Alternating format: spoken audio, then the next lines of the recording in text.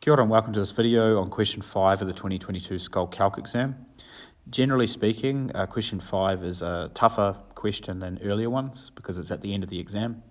All three parts to this question involve integration. There's two integrals to start and then the third part is a DE. Having said that, the DE does have a couple of hints to help us along the way, so the problem isn't too nasty.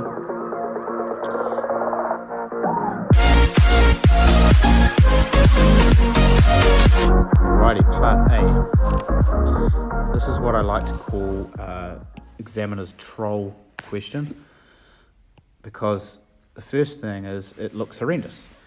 But there's a bit of a trick, because tan 1 times tan 2 times tan 3 all the way to tan 89 actually just equals 1.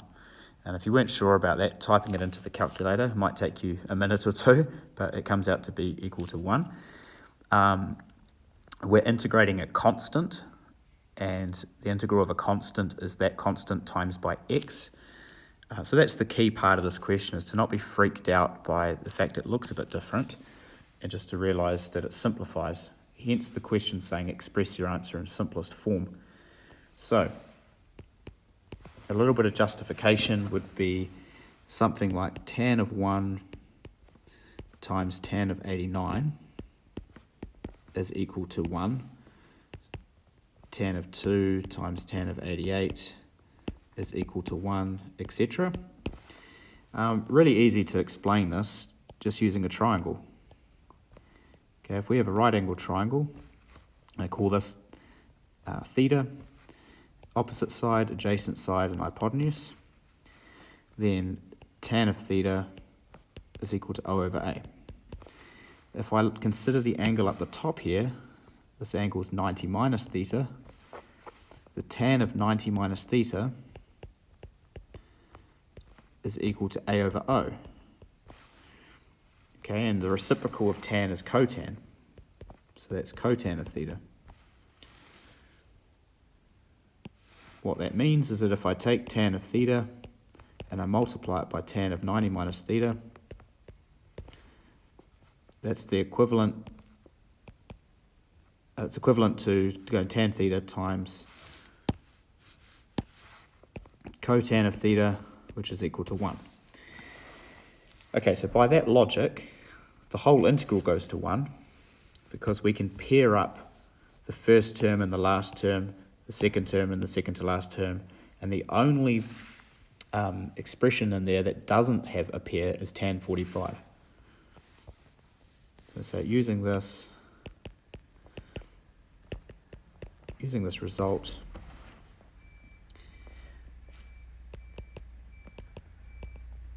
the integrand simplifies to tan of 45 degrees, which of course is also equal to 1. So the integral is the integral between 0 and a of 1 with respect to x, which is x evaluated between a and 0, which equals a.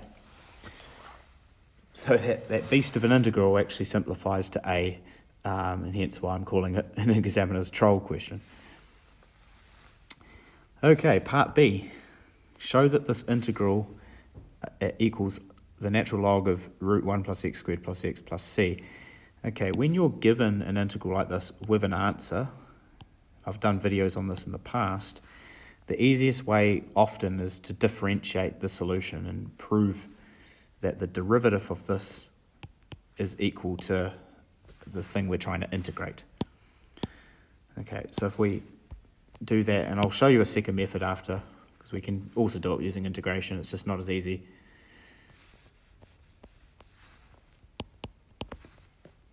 Okay, so differentiating the right-hand side,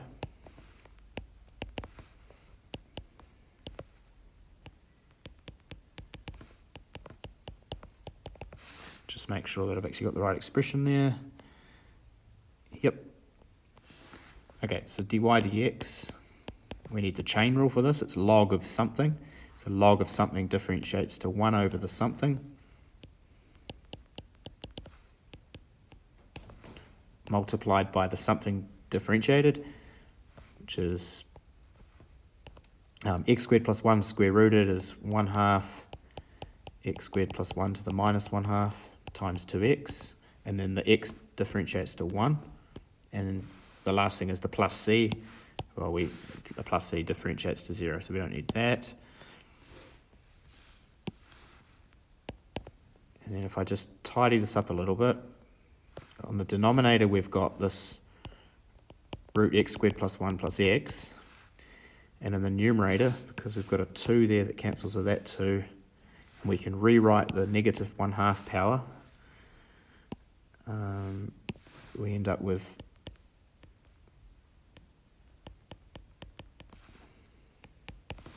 that. And now, to tidy this up, as I normally would, we get rid of the fractions. So if I multiply the top, everything in the top by root x squared plus 1, and everything in the bottom by root x squared plus 1. Okay, the numerator, timesing both the things in the numerator by root x squared plus 1 is going to give x plus root x squared plus 1. The denominator we've already got root x squared plus 1 plus x, and we're timesing it all by root x squared plus 1. The key thing is not to expand those brackets, because that cancels with that, and there it is. There's the left-hand side, 1 over root x squared plus 1. So we can say, therefore, the integral of 1 over root x squared plus 1 dx is log of this stuff. Okay, not bad. Proof, smiley face. So that's the differentiation approach to solving this problem. Doing it in an integration way isn't as easy because you need a substitution. So if I said, okay, what's the integral of this? 1 over root x squared plus 1. If a standard approach, if I was to make x squared plus 1 the substitution, I don't get anywhere because I have to replace the dx and the integral doesn't simplify. So a key thing in this would be to recognize a trig substitution. X equals tan theta is the substitution that you want to use for this. And the reason for that is when we square it,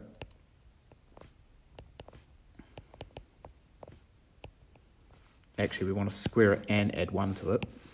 So if I go x squared plus 1 is tan squared plus 1. There's a trig identity that links tan squared to sec squared. The identity is sec squared minus tan squared equals 1. So this equals sec squared. And when we make a substitution, we always differentiate it as well. So if I make the substitution x equals tan theta, dx is sec squared theta d theta. So we end up with the derivative sec squared appearing in the question as well. And we can rewrite the integral as 1 over the square root of sec squared, and then times by the dx, which is sec squared theta d theta. And that simplifies to integrating sec theta d theta. So you think, okay, cool, I've simplified the integral now. What's the integral of sec theta? It's not on the formula sheet, which makes the problem, I guess, still hard. I'm sure many of you in studying integration have seen integrals of trig functions before. This one's not an obvious one. But what you do, I'm just going to leave some room here. We want to integrate sec theta with respect to theta. We times the top and bottom of this expression by sec theta plus tan theta. Okay, in other words, I'm timesing by 1. Well, why does that help?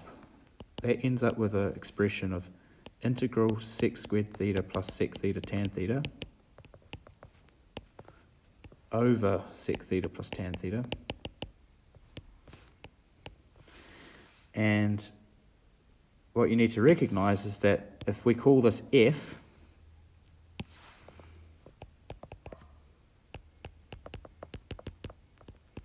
then f dash is sec theta tan theta plus sec squared theta which is the numerator. And when you have a case of that, where you have the numerator being the derivative of the denominator, it's an f dash over f problem. So the integral is natural log of the denominator. Okay, well, it's not in the form that we need it to be in because we've got thetas and the question is, oopsies, what am I on about? I've already integrated. We need to get rid of the thetas. We go back to the substitution that we made, which was x equals tan theta. And we draw a triangle. Always draw a triangle when trig's involved. If tan theta is equal to x is the same as x over 1. So we can go opposite side of x, adjacent side of 1. By Pythagoras, makes the hypotenuse root 1 plus x squared. And then we can rewrite this integral sec theta. Sec is the reciprocal of cosine, so root x squared plus 1. And tan theta, well, that was just x. And there we're done. Okay, so integration in this particular problem was tricky because we needed a trig substitution. A standard U substitution wouldn't have worked. And then we also needed to recognize the integral of sec theta could be found in that way, which I guess if you'd seen it before, you'd know that that method existed, but if you hadn't, it's not obvious. Okay, part C. Predators must engage a strategy to catch their prey. When a predator pursues its prey, the difference in their speeds influence the path the predator takes. The path y equals f of x in the xy plane that one such predator travels at speed v2 takes when pursuing prey travelling at speed v1 can be modelled by the differential equation. What they don't tell us here is where this differential equation actually came from. And I believe off the top of my head, I've seen a similar problem.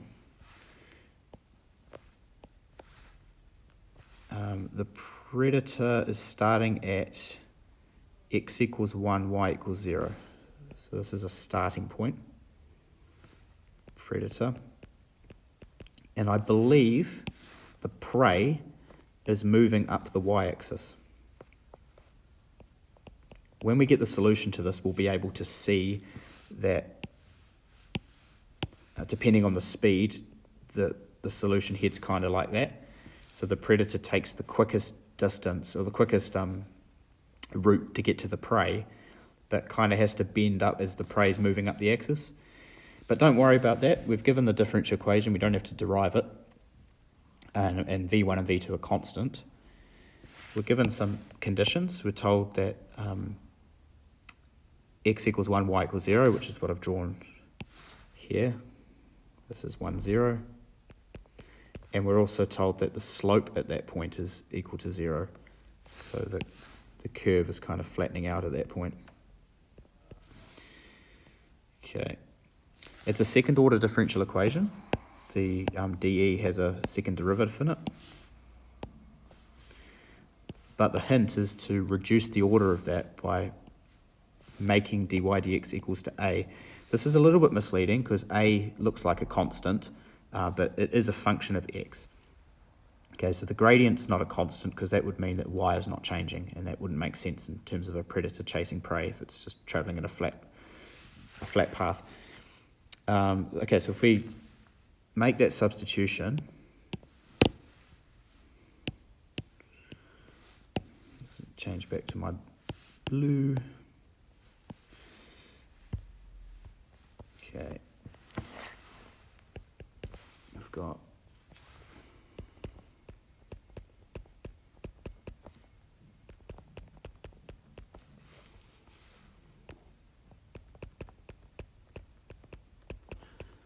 key notation to realise is that on the left hand side we've got the second derivative, on the right hand side we've got the first derivative squared.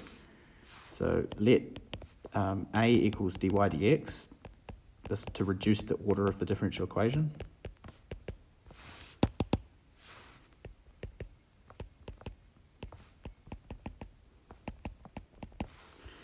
Okay, that's going to be x multiplied by dA dx. Okay, the second derivative is just going to be the first derivative of a.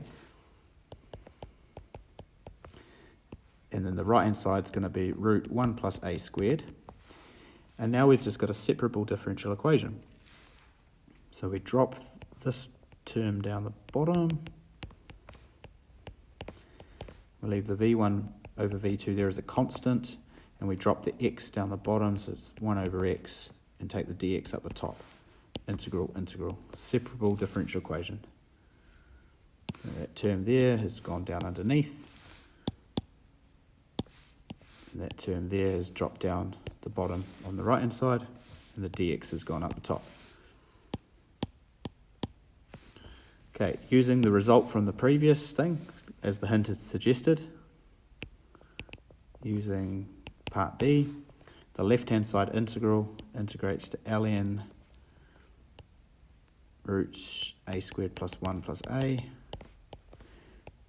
The right-hand side integrates to v1 over v2 times by ln x. And then we need a constant somewhere, so plus c. Okay, remember that we need to integrate twice in this problem because it was a second order differential equation and we're trying to find the solution, the path that the predator takes. And at the moment it looks like we've got our solution, but the a is still in there, and that's dy dx. Okay, we use the information in the problem, which was when x is equal to 1, y is equal to 0, and y dash was equal to 0. Remember that y dash is equal to a. So if I substitute that information in, I've got log of root 1 plus 0 equals v1 over v2 log of 1 plus c. The left-hand side, log of root 1 is log of 0. Sorry, it's log of 1, which is 0. And then this one's also 0, so c is equal to 0.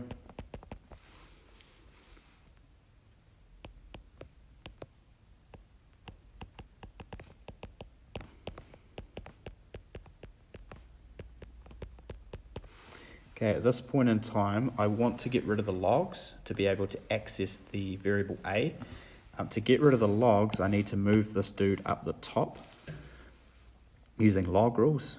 So if I write v1 over v2 up there, the other thing to consider is because how do I explain this? Because the predator is starting in the first quadrant, x is positive. You weren't to know this, but the prey is heading up the y-axis, I guess. We're considering x is bigger than 0. So we don't need the absolute value symbols on our expressions. And when we've got the v1, v2 moved up the top, we can get rid of the logs. There's one on each side.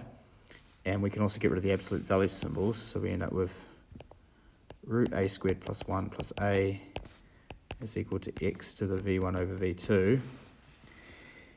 Now we want to make a the subject of this if possible, so that we can then change the a back to dy dx and integrate again. It doesn't seem obvious, but we can actually square both sides of this. So if I rearrange it,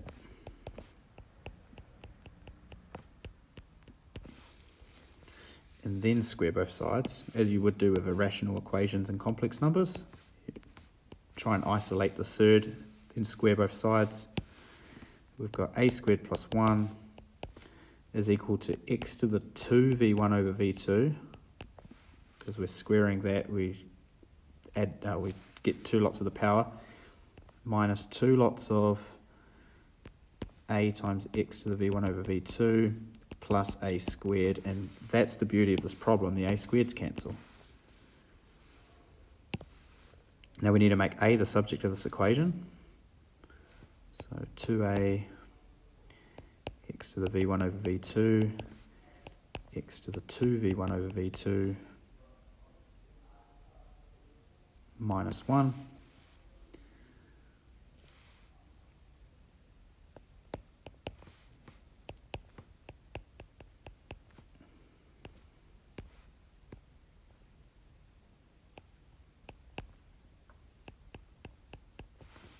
Okay, and we have that. And we can simplify this a little bit. Remember that a was dy dx, and if I simplify the powers, I've got a half x to the v1 over v2 minus a half x to the negative v1 over v2. Okay.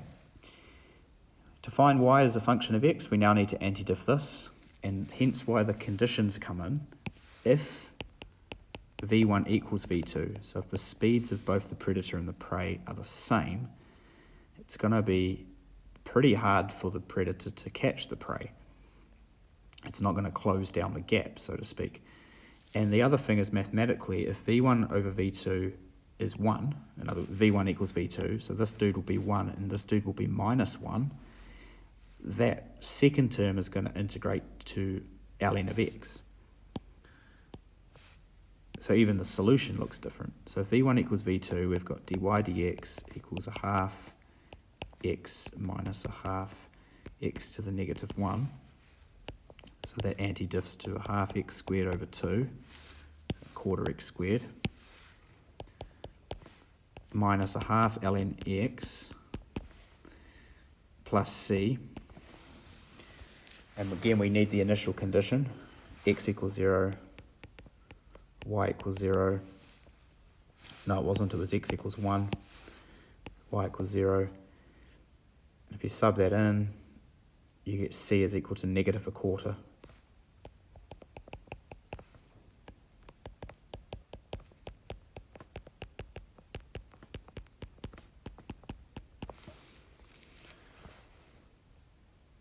Alrighty, but if